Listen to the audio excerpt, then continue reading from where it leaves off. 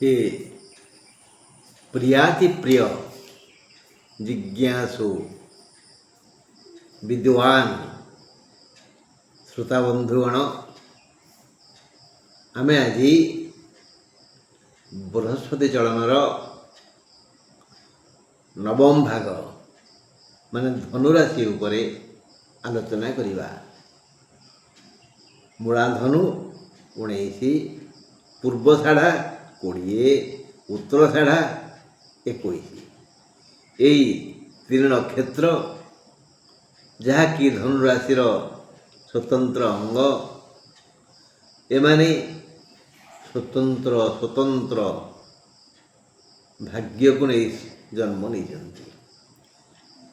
आपण निश्चय जानते जे मे 14 देवगुरु बृहस्पति वृष राशि मिथुन राशि को यात्रा करिवे। देवगुरुंकर यही चलन वास्तव धनु राशि उपरे पूर्ण सुप्रभाव पकेब। गणुनांती धनु को लग्न करी मिथुन जाए नवम है ना भूल कहले सप्तम है। धनु मकर कुंभ मीन मेष वृष 6टा है, मिथुन 7। ताहले धनु पाई सप्तम बृहस्पति, धनु पाई सप्तम बृहस्पति। शास्त्र कौन कहते जा मित्र संस्थे विपुलाच लक्ष्मी। बृहस्पति जा मित्र हुंते सप्तमस्थ हुंते विपुल लक्ष्मी लाभ हुए।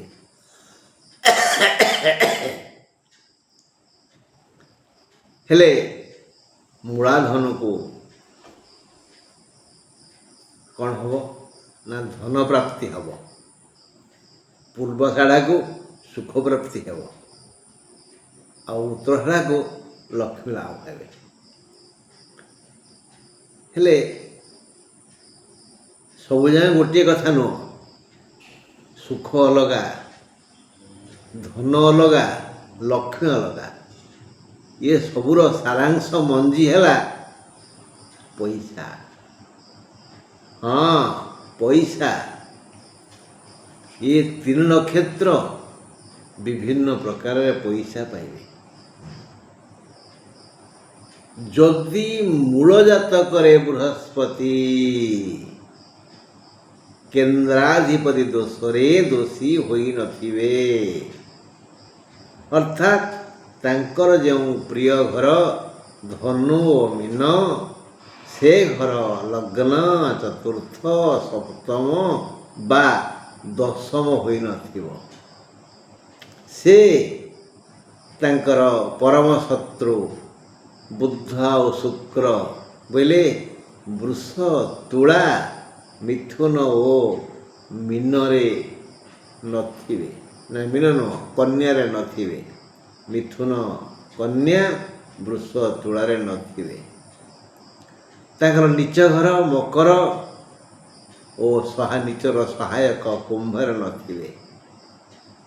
ए 6टा घरे नथिबे। केन्द्राधिपति दोषरे दोषी होई नथिबे। आउ जातक तृतीय षष्ठ अष्टम और द्वादश घरे नथिबे। तेबे धनु राशिर व्यक्ति समुदाय बृहस्पतिंकर कल्याण अवश्य पाइबे। कहते नहीं ग्रह रूपी जनार्दन। हाँ जनार्दन बोले भगवान जे कहा को केवे देखा दे नांती, जे अदृष्ट अनंत विधि नियति से बृहस्पति रूप आसवे धनुराशि समस्त व्यक्ति को यही धारा रे जो धारा मु कहली कल्याण करिवे। तेणु आग देखिए आपण जन्म जातक बृहस्पति केउठी अछंती। ତାପରେ ଯାଇ ଆପଣ ବିଚାର କରିବେ। ଏମିତି ନ କଲେ ତ ସବୁ ଧନୁ ରାଶିର ଲୋକେ ସମାନ ଫଳ ପାଆନ୍ତେ। ଏମିତି ବିଚାର କରାଯାଏ ବୋଲି ସମସ୍ତଙ୍କର ଫଳ ଭିନ୍ନ ଭିନ୍ନ। ବୁଝିଲେ?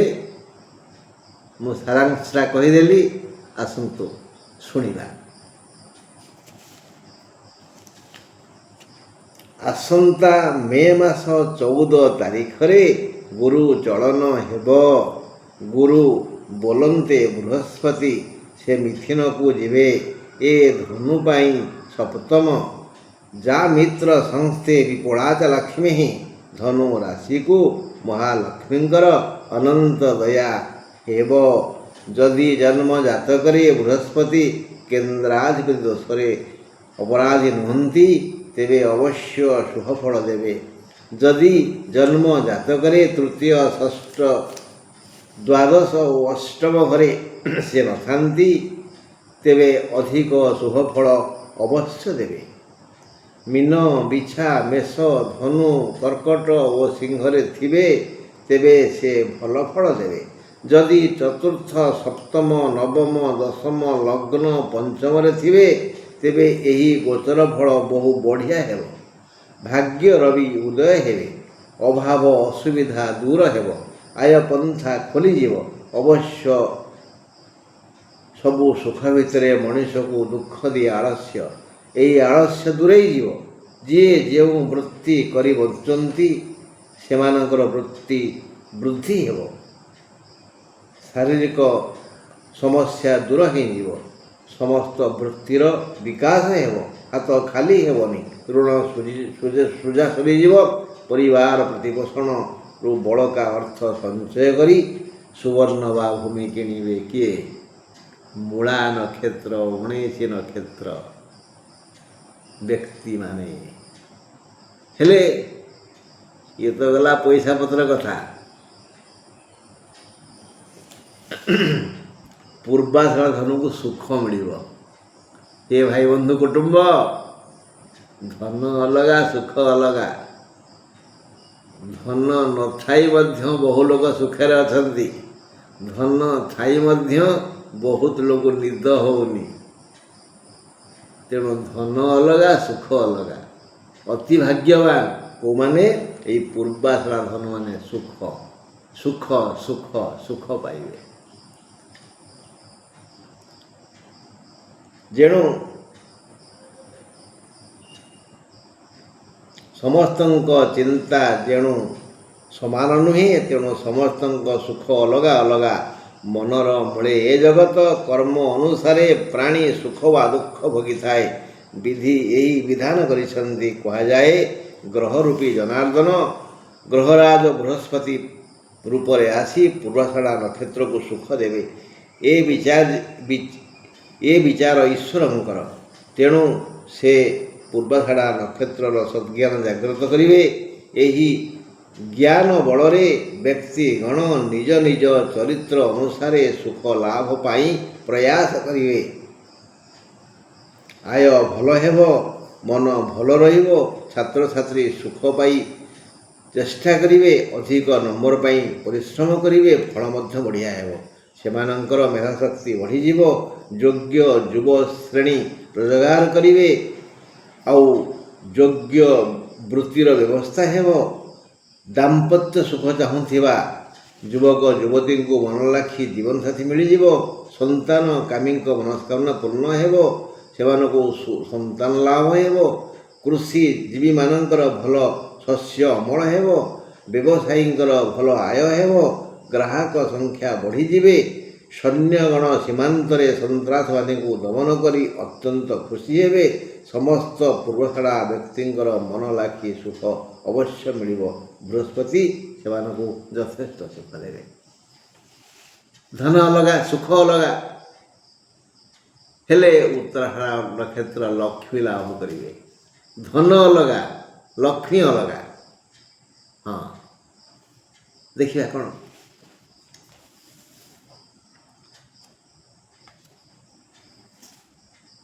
ଆମ ଶାସ୍ତ୍ର କହନ୍ତି, ଲକ୍ଷ୍ମୀ ବହୁ ରୂପରେ ବ୍ୟକ୍ତିଙ୍କୁ କଲ୍ୟାଣ କରନ୍ତି। ସବୁ ସୁକର୍ମର ଫଳ। ଜାତକର ନବମ ସ୍ଥାନକୁ ଭାଗ୍ୟ, ଦଶମ ସ୍ଥାନକୁ କର୍ମସ୍ଥାନ କୁହାଯାଏ। ଭାଗ୍ୟାନୁସାରେ କର୍ମ ଯୋଜନା, ଅର୍ଥ ଯୋଜନା ହୋଇଥାଏ। ଲକ୍ଷ୍ମୀ ଲାଭ ପାଇଁ ବିଭିନ୍ନ ବ୍ୟବସ୍ଥା ଅଛି। ଯେମିତି ଧନଲକ୍ଷ୍ମୀ, ସନ୍ତାନ ଲକ୍ଷ୍ମୀ, ବାଣିଜ୍ୟ ଲକ୍ଷ୍ମୀ, ଶୁଭଲକ୍ଷ୍ମୀ, ଗୋଲକ୍ଷ୍ମୀ ଓ ସନ୍ତାନ ଲକ୍ଷ୍ମୀ। ଆମେ ଏଭଳି ଭାବରେ ହିସାବ କରିଥାଉ। କନ୍ୟାକୁ ରତ୍ନ କହନ୍ତି।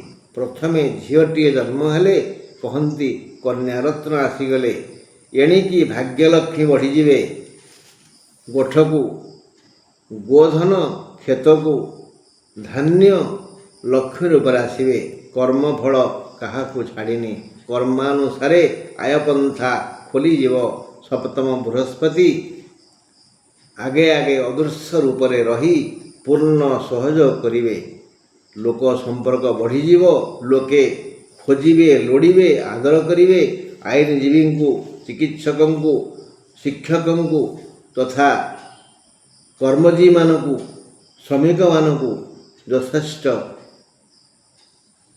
ଅର୍ଥଲାଭ ହେବ। ଯେଉଁମାନେ ଅର୍ଥରଙ୍କ ସେମାନେ ଅର୍ଥ ଅବଶ୍ୟ ପାଇବେ। କିଛି ଲୋକ ଯଶ ଖୋଜନ୍ତି। ସେ ଯଶ ଲକ୍ଷ୍ମୀ।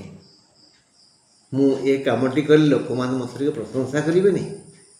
ମୁଖ ପ୍ରଶଂସା ଅଲଗା କଥା, ପଛରେ ଯିଏ ପ୍ରଶଂସା କରନ୍ତି ସେଇମାନେ ହିତୈଷୀ। ଯେଉଁମାନେ ମୁହଁ ଆଗରେ ପ୍ରଶଂସା କରନ୍ତି ସେମାନେ ଚୋର। ତେଣୁ ଆମ କାନରେ ପଡ଼ିବ ଯେ ଆମର ପ୍ରଶଂସା ହେଉଛି, ନିନ୍ଦା ହେଉନି। ଏ ପ୍ରଶଂସା ଲକ୍ଷ୍ମୀ ଖୁବ୍ କମ୍ ଲୋକକୁ ମିଳେ। ବନ୍ଧୁ, ମୋଟାମୋଟି ଭାବରେ ଧନୁ ରାଶି ପ୍ରତି ବୃହସ୍ପତିଙ୍କର ଯଥେଷ୍ଟ କଲ୍ୟାଣ ଅଛି।